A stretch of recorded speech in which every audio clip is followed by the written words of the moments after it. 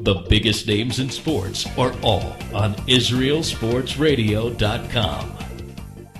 All right, we're back here on Lewis Live, and it is a great privilege to introduce our first guest this evening. He's a two-time national USA Karate champion, and he is an author that describes his rise into martial arts. He got into the California Jewish Sports Hall of Fame in 2000. Please give a Lewis Live welcome to Paris David Blumenthal. Paris, how you doing today? Well, very good. I'm very happy to be on the show. Appreciate it.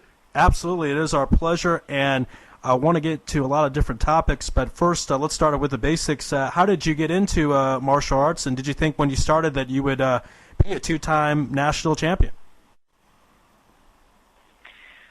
Well, it all started on Olympic Boulevard, as you might say, in Los Angeles. That was like the hotbed of karate on that one particular street. And at the time, I was 14 years old, 13 and a half, 14, going back to 1972. And my father was training with Hidetaka Nishiyama on Olympic Boulevard. And I have a chapter in the book called Olympic Boulevard, and how it all started, training with Nishiyama. And I didn't know if I was going to be a champion at that time. I was just happy to train with my father. So that was the thing that was only in my mind, being a young teenager at the time. So was that a big part of it for you because your father was into it and you had the relationship with your father and you wanted to kind of follow in his footsteps? Well, actually my father had only been there for like about a year.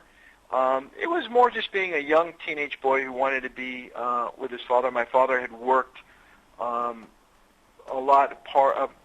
major part of his life as during my childhood, so I didn't get to spend as much time with him. And as a teenager, he had a little bit more time, and I was hungry for that time. So as I remember back, so it had a big influence on me. So it started go ahead. So you started 13, 14. You've been doing it for a long, long time, and then talk about when you decided to participate in tournaments and how long that you did so in your career before you became champion. Well, I could tell you a story. What happened was I stopped doing karate during my high school years, and I picked up playing American football, and I had injured my knee on a kickoff. And upon that happening, I'd injured my knee to a point where I wasn't able to compete for the next year. I had like a torn meniscus. So what I ended up doing is the doctor said, you better pick up swimming or something else for therapy for it. So I started to swim. And I ended up, by my senior year, making captain and making the varsity team. And all city, all league. I was really a good swimmer at the time. I kind of surprised myself. I really enjoyed it. And then after my first year in college, I started back into karate. So to some degree, was the football injury a blessing in disguise, because then that caused you to go into swimming, and then it kind of led you back into the martial arts? You know, it could be a blessing in disguise.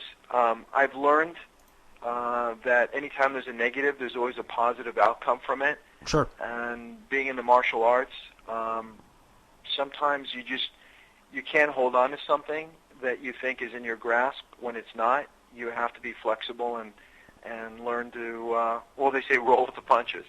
Right, absolutely. It's a big part of living in Israel, obviously. You know, things happen, life goes up and down, and got to try to get the good out of everything. Now, again, you became the two-time USA martial arts champion. So talk a little about that, because sometimes things are confusing because there's different styles, full contact, non-full contact, point system, and obviously there's different types of martial arts, Kido, Jiu-Jitsu, Judo, and so on. So talk about what that means, literally, to be the two-time USA karate champion. Well, sure. What ended up happening was during the 80s, I would practice karate for the martial arts aspect of it. Then you look at the sport aspect of the martial arts, and I call that sport karate. I got this urge.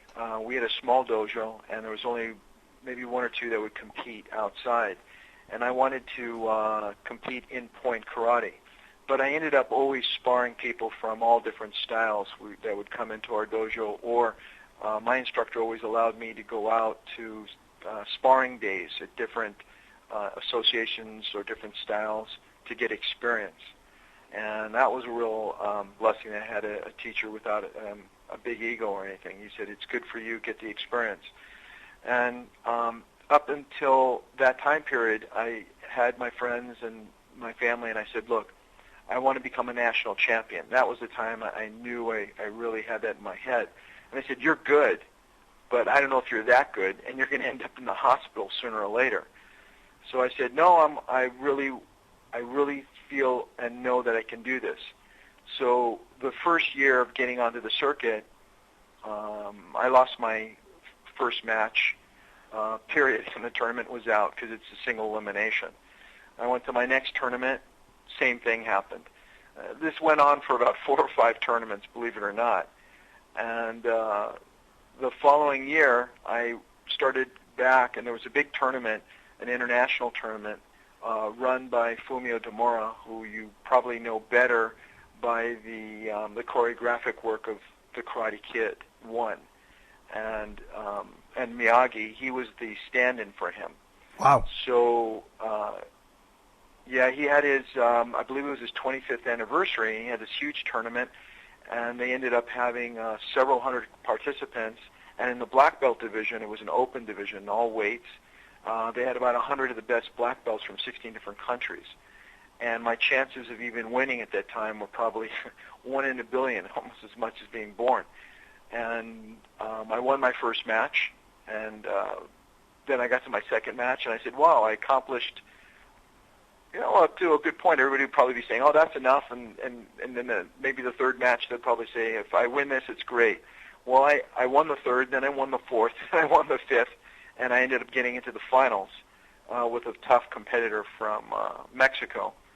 And I ended up pulling a huge upset and winning the whole tournament. And highlight of it was when we had the banquet, Chuck Norris was there as one of the guests and congratulated me and gave me an award. Talk about that, meeting Chuck Norris. Obviously, it's got to be quite a thrill, especially for someone who's spent so much of his life in the martial arts. Yeah, he's a real gentleman. His reputation is basically what it is. He's a fine person. I was very impressed with him, and it was pleasant to be around. Now, Paris, talk about how your life changed, because here you are, you started practicing martial arts when you were 13, and then took some time off in high school, get back into it. Here you are, then you become a national champion and pulling off some major upsets. How did your life change overnight? Well, after that, I had to win more tournaments to qualify to get into the national championship. And my first year of getting onto the circuit, I ended up getting a bronze medal, and it changed. I mean, it was a big changing event because you become an unknown person, and all of a sudden you get into the circuit and you pull upsets. People start to write up about you in the magazines, and I started getting into Kung Fu magazine, Martial Arts magazine, Combat magazine, Black Belt magazine, Karate Profiles magazine. It was an interesting experience for me as the years progressed, and after a few years, it became nationally ranked. Both as a heavyweight and then got into the open weight division.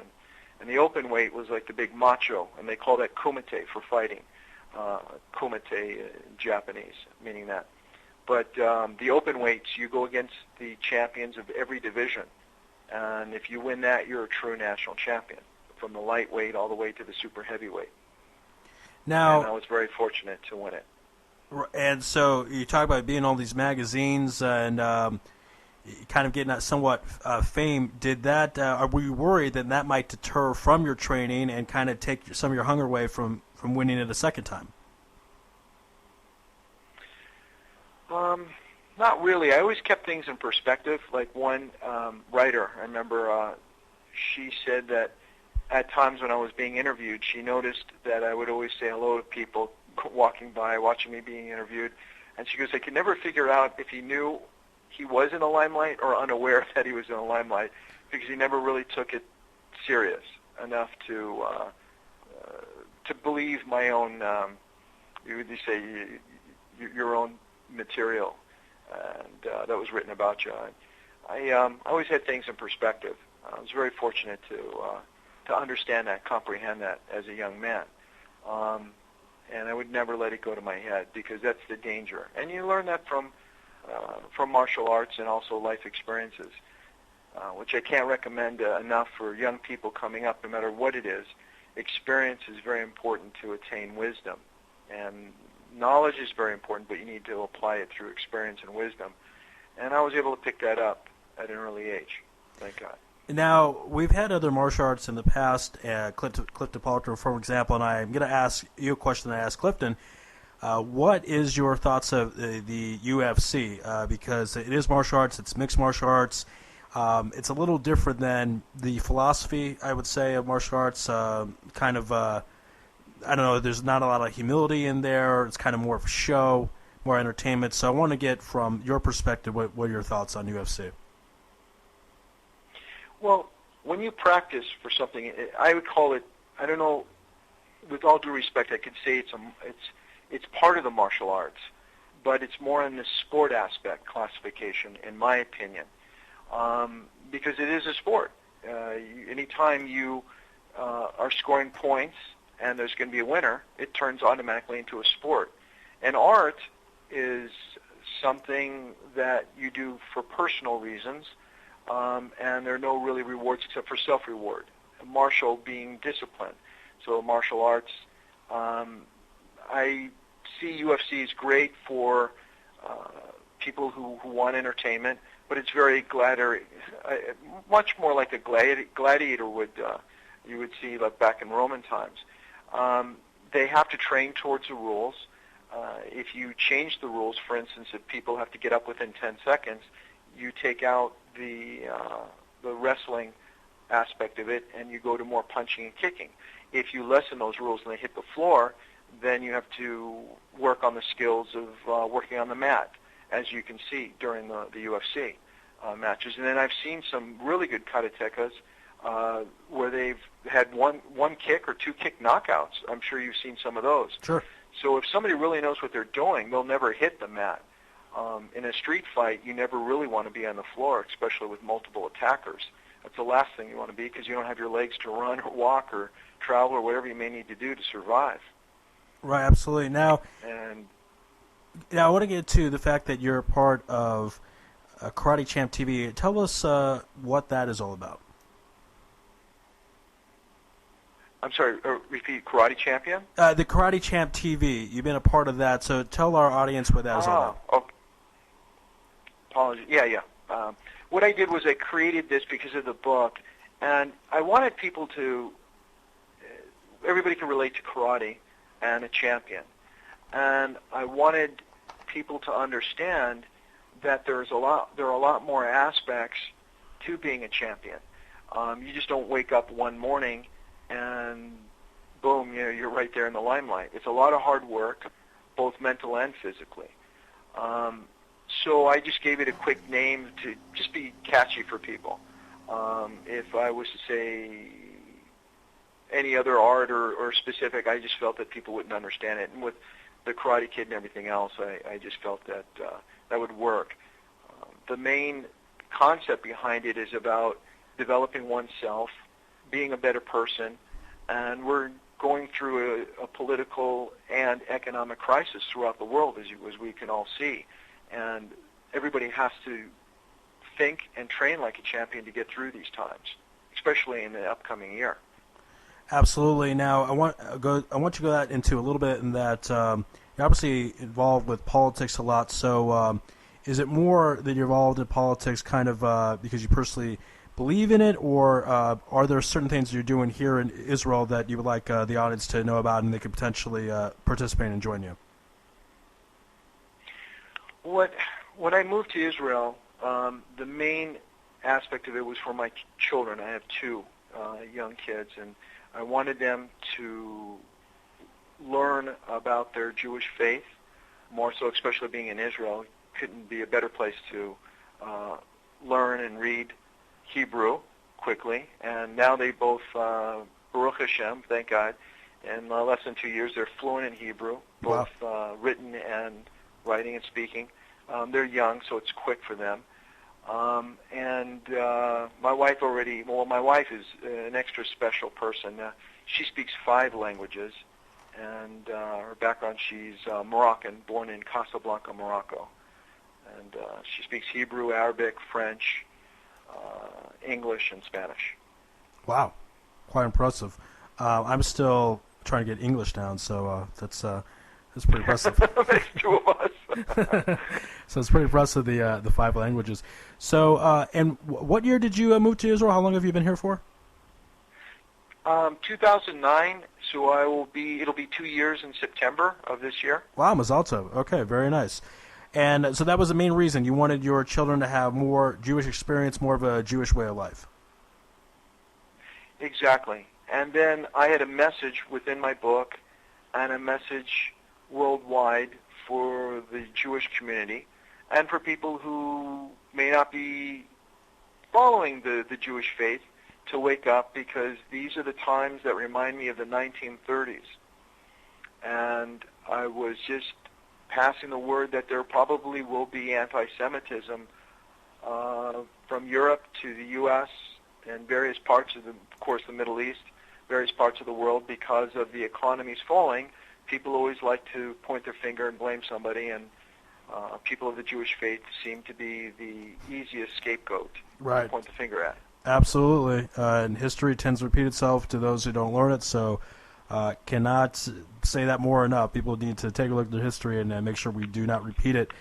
I want to ask you, because you are involved with law enforcement and helping them do their job at a more efficient level. Talk about how you got into that and what exactly that you do for law enforcement. Well, in America, that was where basically it all is. Here, I've have opportunities to work with the few young people who will be going to the IDF soon. But what happened was, when you become a champion, most of the people in law enforcement and security tend to go to martial arts to work and enhance their skills of being out in the field for survival purposes and their own personal knowledge. So when you become, let's say, a particular karate dojo or studio, people like to train with winning studios or dojos. And I was very fortunate with my sensei Hachiota. We had a reputation, and a lot of people wanted to spar me. That's just the way it is. And I've never really turned down anybody. And I estimate probably I sparred tens of thousands of times over a period of 25 years from the training practices. And I was able to meet a lot of people from various intelligence agencies, security, police, you name it. And so, but in that situation, they were kind of on your side, trying to kind of pick your brain and learn how to do their job a little bit better. Well, yes and no. Sometimes they just were very very proficient in what they did, and they just wanted to enhance their skills or be pushed to another level. Some were able to learn new things from not only myself but the instructors. And then we would have certain evenings where we had a phone list of ex-champions, present champions, and ranked students, and we would meet on sparring night at certain schools, like 10 to 20 of us. And those evenings were, some of them were police and FBI and other agencies, and some just came to watch and wanted to be part of it. And we started to meet them, and I started to learn intelligence skills, actually, from a few of them. And over the years, and started to apply that to my business. Now, a couple more questions. Skills, A couple more questions before I let you go, because this is broadcast all across the world. I am in Jerusalem right now. Many times you've been to Yehuda Street or a town, what have you, see a lot of different street fights going on. What would be your advice to the kids out there listening to this? If they see a fight, should they simply call the police, try to not get involved in the street fight? What would be your advice to the youngsters out there? You mean in order to break up a fight or being involved in one? Well, like both questions. I'll ask you both questions. Yes. Go ahead. Well, okay. Well, depending if they see somebody being pummeled, I believe being a good Samaritan is important. Sometimes you can just scream, "Help, police." That scares the people to break up a fight, maybe leave and run. They have to see who's around them, who's there. They have to quickly evaluate the situation. And of course, they don't want to be caught in the middle of two big people, or else all three of them are going to end up in the hospital. It's just a lot of it is common sense. Of course, you always want to avoid getting into an altercation and prevent altercations, as anybody should do. I think it's a crime for not to let an old lady get beat up by a thief or somebody like that. I think that anybody should have a good Samaritan attitude and stop it, prevent it, or at least get some help to assist them. You know, it's interesting because there's the book called Art of War, and it talks about all these different ways to win a war, but then at the end says, try not to go to war. You know, if you can avoid it, it's obviously better. You feel the same way, that if you can avoid an altercation, that's the best route. Well, that's true. The author is Sun Tzu, if I'm not mistaken. Right, yes. The Art of War. Yeah, there's a lot of things to that. I agree with you 100%, and Israel should have that attitude. Israel, like I have a saying in the book, walk in like Goliath and fight like David. Have the confidence of Goliath, but of course use the smarts of David, is basically what I'm saying. And at times we have to show our strength here in Israel, or else we're going to continuously be picked on. And sometimes we listen to outside influences and play the politics of other countries and their interests, and it ends up creating problems for our own citizens here in Israel, the security and safety factor of terrorism.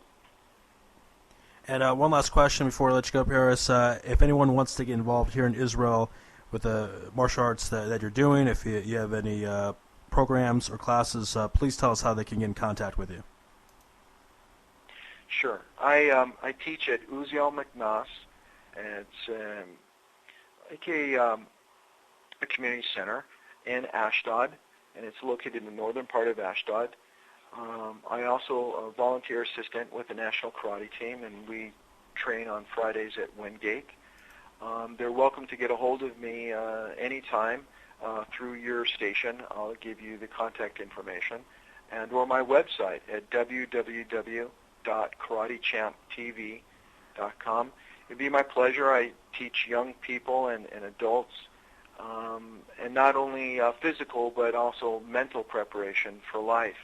I can help them in school, help them in their business, any way that I can assist them to be a better human being. And I end up learning more sometimes teaching. I always felt that a good teacher is actually a good student. Right. Many times you teach someone, you actually learn from the process. So it's a great thing both ways. And if anyone wants to get in touch, like I said, you can go to the website or email us here at IsraelSportsRadio.com. Paris David Blumenthal, thank you so much for being on Lewis Live. Oh, my pleasure, and thank you very much. And we to do this again. Appreciate it.